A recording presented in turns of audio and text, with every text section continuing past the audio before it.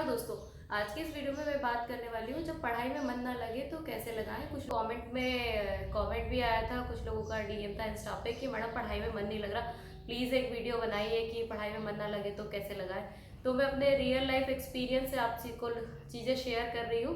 जैसे कि जब मेरा मन नहीं लगता था तो मैं क्या करती थी। तो पहली चीज़ तो मैं ये बताना चाहूँगी कि मैं उन्हीं लोगों के लिए एडवाइजेस दे रही हूँ जिनने पढ़ाई को खुद ने चूज किया, जिनका खुद का सपना है सरकारी नौकरी लगना, जिनका खुद का मतलब उद्देश्य है कोई कॉम्पिटिटिव एग्जाम क्लियर करके जॉब लेना।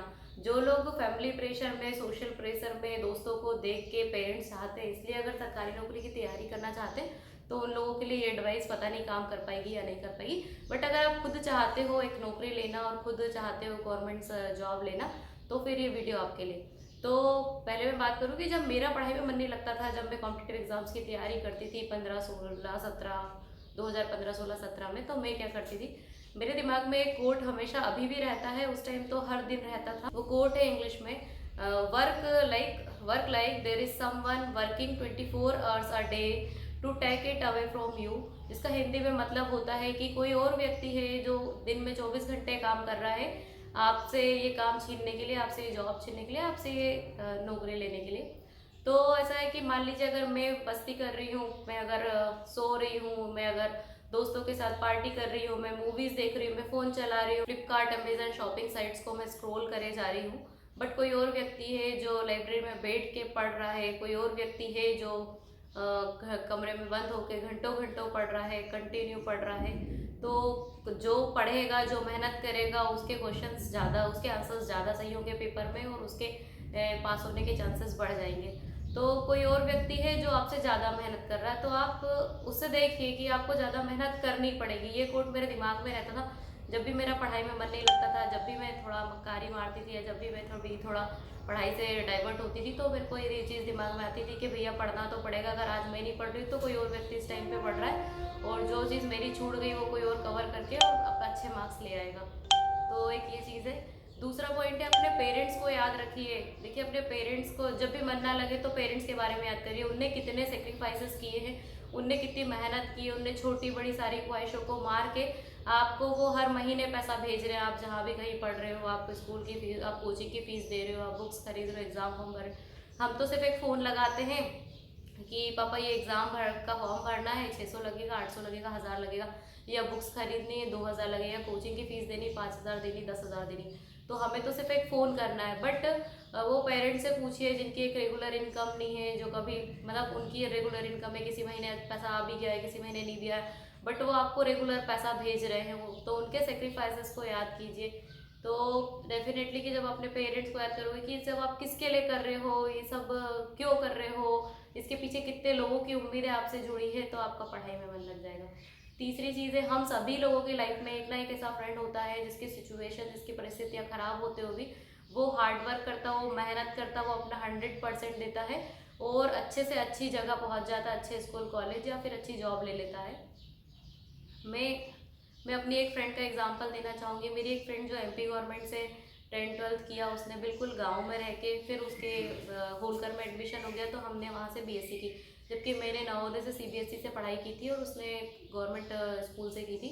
फिर हम दोनों ने होलकर से बीएससी किया।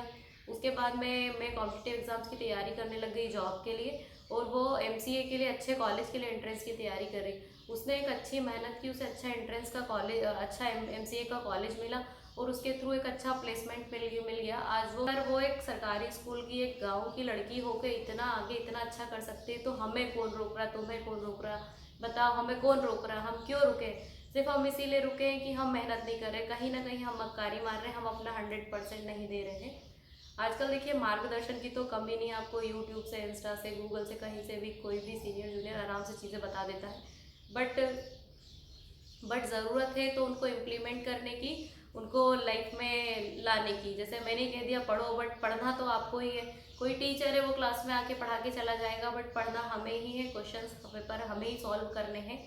तो ये है कि हर किसी की लाइफ में एक ना एक ऐसा फ्रेंड ज़रूर होगा, या तो उसकी फैमिली बैकग्राउंड बहुत पिछड़ा हुआ होगा, वो गांव से होगा, उसने स्कूलिंग अच्छे स्कूल से नहीं की होगी, उसके यहाँ पैसों की प्रॉब्लम होगी। मेरी लाइफ में तो ऐसे मेरे बहुत सारे फ्रेंड्स हैं कुछ फ्रेंड्स के पेरेंट्स तो उनको पैसा तक नहीं दे पाते थे पढ़ने के लिए, और फिर भी वो किधर इधर से उधार ले लेके और जैसे तैसे उनने तैयारी करी, डिग्री करी और जॉब ली। तो ये सब एग्जाम्पल है कि मेरे पेरेंट्स तो फिर भी मुझे सपोर्ट किया कि चलो एटलीस्ट फीस और कोई एग्ज़ाम फीस के और सबके बुक्स वगैरह के पैसे दिए। बट बहुत लोग ऐसे हैं जिनको ये सब भी ईजिली अवेलेबल नहीं होता और वो लोग भी लाइफ में बहुत अच्छा कर जाते हैं, तो हमें कौन रोक रहा है। और एक और चीज़ है, इमेजिन करिए कि मान लीजिए आप जिस जॉब की तैयारी कर रहे हैं, जिस चीज़ की तैयारी कर रहे हो वो आपको मिल गई, तो आपकी लाइफ कैसी होगी। बिल्कुल आज आप बेरोजगारों की अगर भीड़ में है और आपको वो जॉब मिल गई, तो आप बिल्कुल मतलब ऐसे एक छलांग जो है, बहुत बड़ा एक जो गैप है वो क्लियर कर लोगे। मेरे साथी, मेरे बहुत सारे फ्रेंड्स आज भी तैयारी कर रहे हैं और वो कंटिन्यू तैयारी कर रहे हैं, और मुझे 4 साल हो गया जॉब करे। मेरी लाइफ स्टाइल में बहुत चेंजेस आ गया ड्यू टू जॉब, और जॉब मुझे मिली क्योंकि मैंने अपना 100% सही समय पे दिया। ऐसा कि मेरी तैयारी पूरी थी, एग्ज़ाम आया और मैंने क्रैक कर दिया। और बहुत लोगों को ऐसा है कि ग्रेजुएशन के बाद समझ में आता है कि तैयारी करें, तो जितना सही समय, जितना जल्दी आप गवर्नमेंट एग्जाम्स की तैयारी करने लग जाते हो बहुत अच्छी बात है।